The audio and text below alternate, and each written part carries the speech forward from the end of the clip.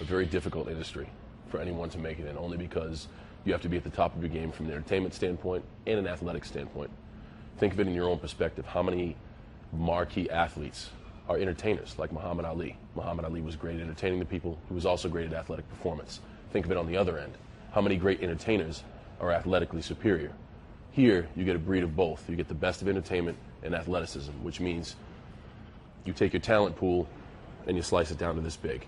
The people that I've seen give testimony 9 out of 10 times on all these talk shows, on all these media shows, have been people who lasted here for a couple months, maybe a year at best. I just want to put this into perspective. I've been here for 5 years and I'm still considered new. I'm still considered in the learning stages of my career. If they really wanted a perspective of someone who knows the business, someone who knows the locker room, someone who knows the atmosphere of our company, they should get veterans who've done 15-year careers, veterans who've done 20-year careers, people that are still active in the WWE roster, because this business is still in its infancy. It went national in '85, it went global in the mid-'90s, it went public in 2000. We're in the infancy of our existence, so we're still developing ourselves every day, and we're doing it in the most positive way by creating a talent relations department that makes sure the talent isn't overworked, by now testing for not only performance-enhancing drugs, but illegal narcotics. These are things that we've had to learn the hard way, unfortunately, but as a company, you're taking so many steps in the right direction to make sure that this is a better place to work. Has anything changed at all for you or within the industry since this whole tragedy? I mean, it's the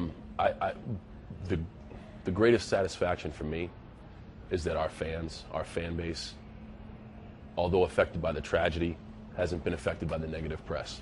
And that really makes me feel real good, because they follow our program so close and they understand the sacrifices that we make to entertain them. And because of some of the negative spin that's been put on the media, they still haven't turned on us. They're still showing up. We've had tons of shows since this has happened. The attendance has been great. The energy has been great. And we've been very well received every place we've gone. Why? In just the hour that I've been here and talking with people and everything, I mean, I get it. Yeah. Why do so many people not get it? Do you see what I'm asking? Yes, and I'm going to try to put it in the easiest way I can. You have to realize that as under the radar as we are, we're very mainstream. It's one of those things that has a cult following, but our cult following keeps growing and growing and growing, to the point of when you mention professional wrestling to the common person, they have an image of what they believe is professional wrestling. That's how commonplace WWE has become. The problem is a lot of people don't know of the WWE today, the WWE now. Like I said, they may think back of the way it was in the 80s, in the 70s, in the 90s even. It's changed so much since then.